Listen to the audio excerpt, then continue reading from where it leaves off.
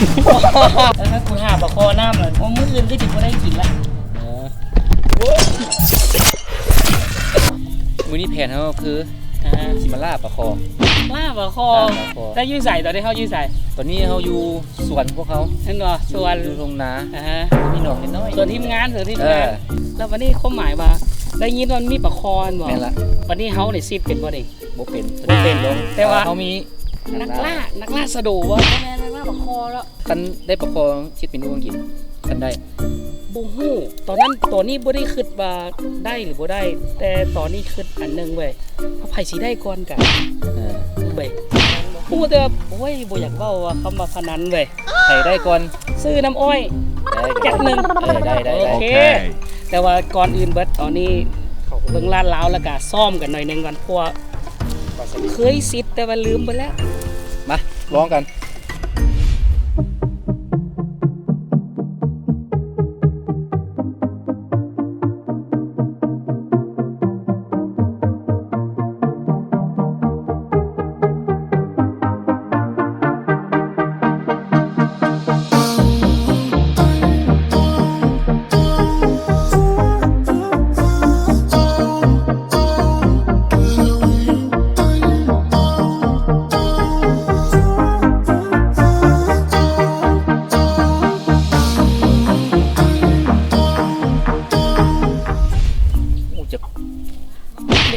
อะไรปะนี่เล่นอยู่ในปะนี่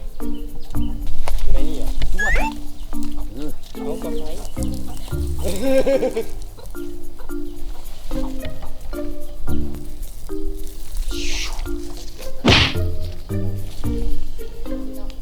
เขาต้องเอาเข้าไปใกล้ๆปลาบ่กลัว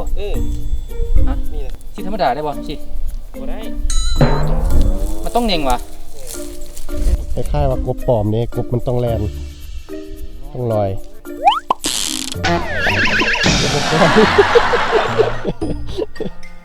มันต้องเริ่มจากบกเขาแม่นเขาต้องโยนใส่บกแล้วค่อยๆลากมันลงมาอ้าวติดซ้ำอ้าว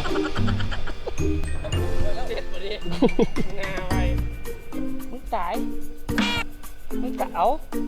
มึงตายกบบินมึงลงไปเอาเองเลยเด้อโอ้มันเกี่ยวแล้วนะเอ็นมันเกี่ยวแล้วนี่แหละมันเมาถึงสายเลือดนักหาปลาจับแบบปลอกปอกแปกมันเทียบกันบ่ได้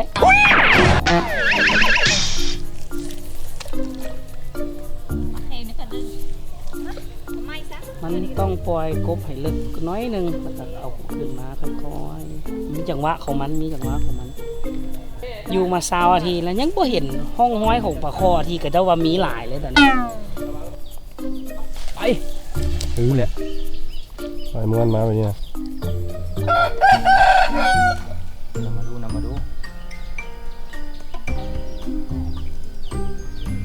ไอ้ที่ชิดบอกว่าชิดไปไกลกว่าสิลองโอ้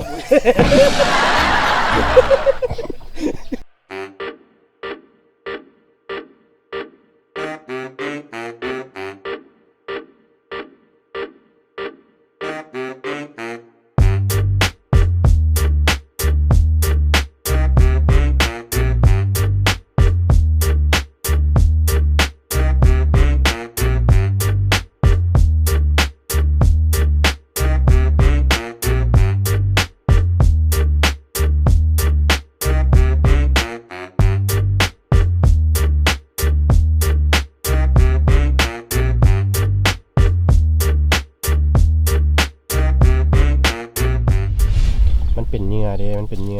นื้อป่าปั้นยังไงปะดิปั้นมนๆแล้วก็เสียบคือข้าวนั่นแหละเห็ดคือข้าวมันปั้นบ่ได้เอาบ่ได้เหรอพริกมันใส่น้ำหน่อยปะติแล้วปั้นไปแล้วมันมุนหมดเนาะเอาน้ำที่อีกก็ได้นะเอาน้ำใส่รถง่ายก็ทันอีกก็ได้ซัวป่ามันตอดดินี่ป่ะมันบ่เหนียวได้ล่ะเพราะมันต้องเป็นก้อนแข็งๆหน่อยนึงแข็งเว้ยอันนั้นชวนกติกากันบ้านนึงเด้ออันที่โมเมนต์ลงกันเอิ้นมากติกาเนาะกติกาแหละสีตัวน้อยตัวใหญ่กับยานบ่คอถ้าเป็นปลาคอโอเค เจ็ดกูต้องอยู่ชั้นตัว มันตอดแห้งเพื่อไปดึงภาพรถปลาท้องหุ่มเลย สั่นแกงมาได้ครับเบิดมือเบิดแล้วเบิด ต แล้ว อนแล้วตอนแล้ว แมว ตาครับผม เอาไหมเอาอีกใส่เอาไหมสวย no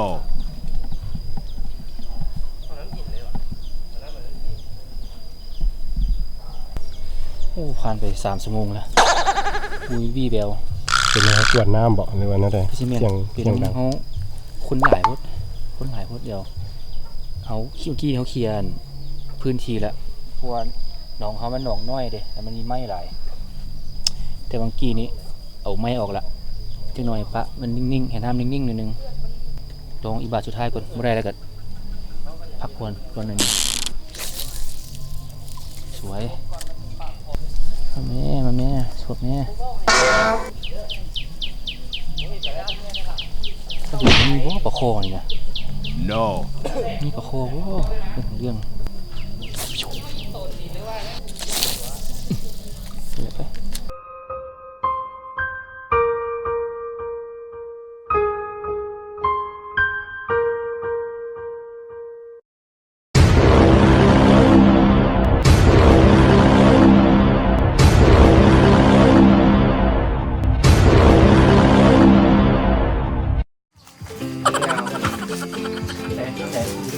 ได้อยู่ฮะ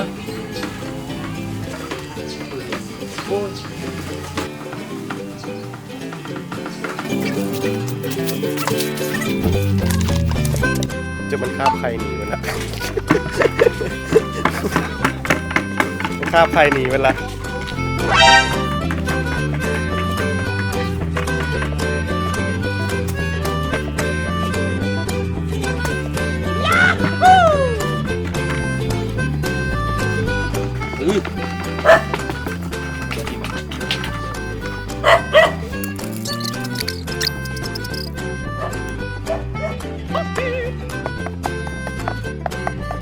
ปลาไว้ก่อนเดี๋ยวจะหน่อยมาเบิ่ง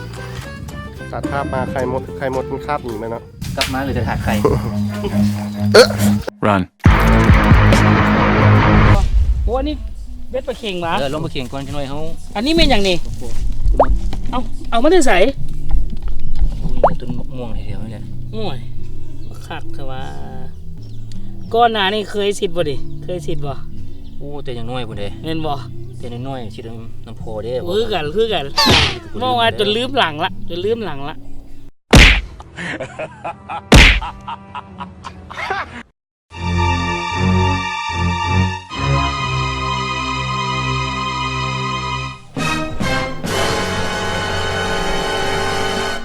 แม่แล้วมาแล้วตัวแรกตัวนี้ปลาเข็ง นี่จิ้มไม่มีกัน อุ้ย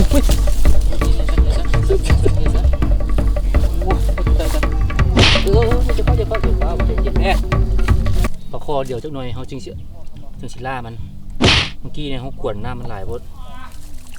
กวนน้ำหลายบด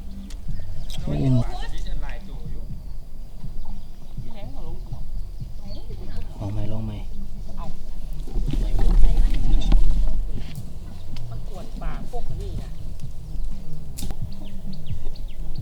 คอต้องเอาดอกกินปลาน้อยเล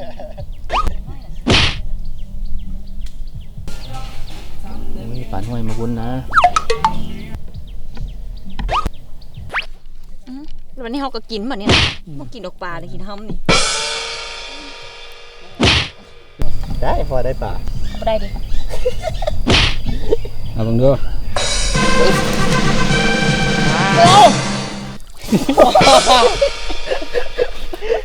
เก็บคืน มีอย่างไร นี่ไง เมียฟุ้ง ไม่หรอก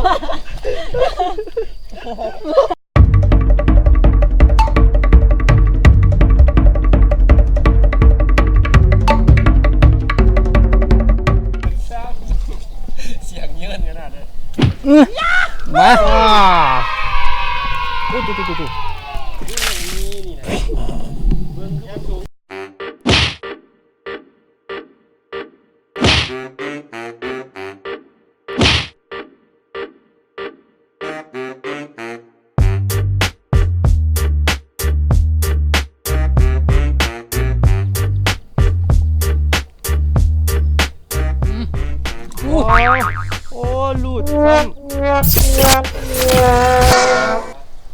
ปลาคอบกอันนี้ปลาคอบกแล้วถ้ากูหาปลาคอน้ำเลยว่ามื้ออื่นก็จิบ่ได้กินละอันนี้เป็นเซียวซาน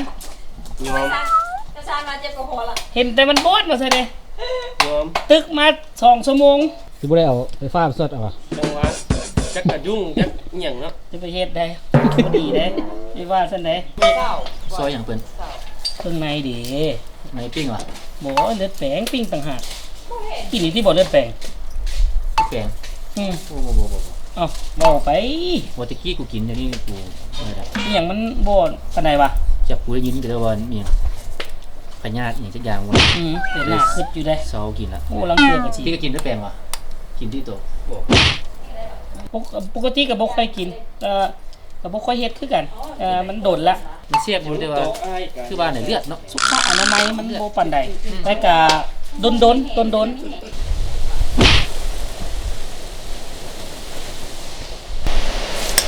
แล้วนี่ก็น้ำที่เห็นฝนตก มา ปลาคอนี่คือสิจาวละ มีปัญหาแล้วฮะปัญหาใหญ่เลยแหละ น้องอยู่หั่นคือสิจาวละอันนี้เมนูอย่างนี้ ปิ้งเป็ดเกือบปลาได้แต่ว่าซอสหอยเบิดเครื่องขวดนะ อย่าพี่ฝนตกทำฟาวเลยมื้อนี้เขาแจ้งกันเดี๋ยวปลาคอบ่ได้ซ้ำฝนตกทำนัดหน้าแกมเพื่อนเจ้าสิวาแห่เหรอเจ้าสิวาแห่เหรอเฮ้ยเราต้องรู้ว่าอันฝนมันตกเด้ได้ป่าแห้กันจำปิดแล้วแห่เลยล่ะ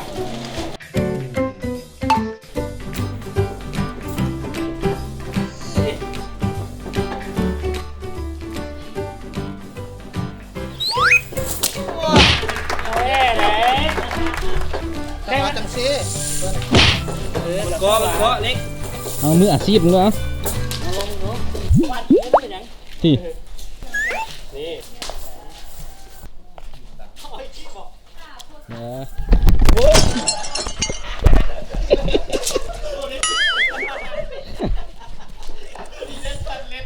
โอ้มีกี่ไว้มีกี่ไว้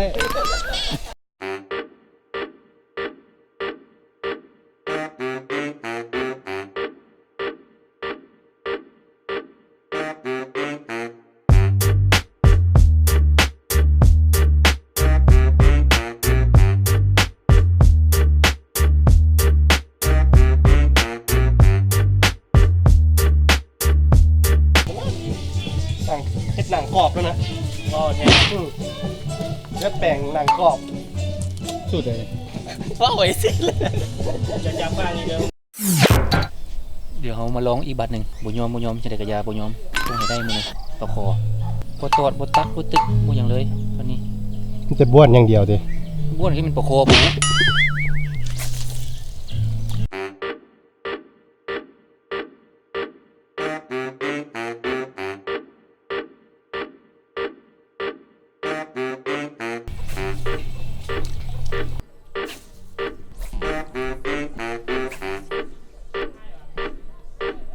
ข้าวเด้อข้าวสุกแล้ว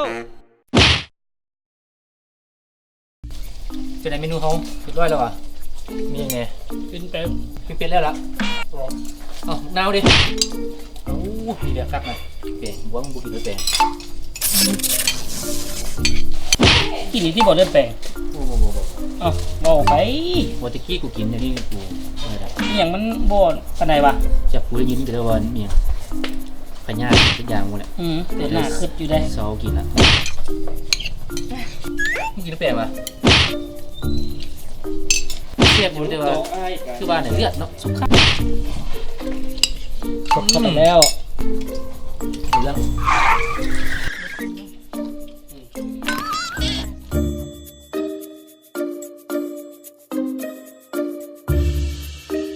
เฮ็ดตัวเดียว ฝีมือเล็ก เฮ็ดตัวเดียวจักเมนู3เมนู ครับมองมาแซ่บ นี่นะลองดู อ๋อ อย่างแซ่บอ่ะ ร้อน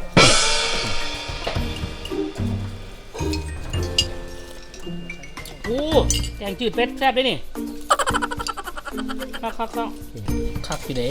คักเลยบ่อยู่เด้ ร้อนเป็นบ่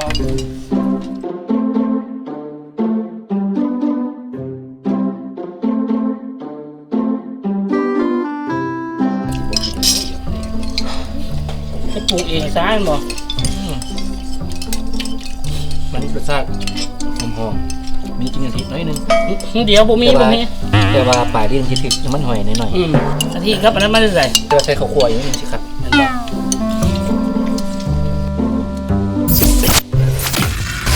ระยาเดี๋ยวมื้อหน้าเอาวางแผน ใช่ ไว้ กระยามื้อหน้าต้องแก้ตัวให้ได้ต้องหาบ่อนแบบประคอให้ได้ บอลเก่าบอลใหม่ บ่อนใหม่ซะ เอาจริงๆที่จริงผมไม่ได้เอี่ยงกับปลาคอหรอกแต่ว่า ตั้งใจมาสิประคอนะบ่สิว่า เราพิดหวังว่าไงต้องการเอาคืนแค่จังไหนกระยาเอาคืนให้ได้ แต่ว่าเฮานี่ยอมแล้ว นั่นแหละ แต่ว่าเซียวซานเพิ่นยังบ่ยอมตัวนี้ ปล่อยเพิ่น เพิ่นตัวนี้เพิ่น นั่นแหละ นั่นเหรอวะ ฝนตกเลย ฮะ ฝนตกห้ามสองเทื่อบ่ยอมมื้อหน้าเอาใหม่ยอมมื้อนี้แต่มื้อหน้าเอาใหม่ โอเค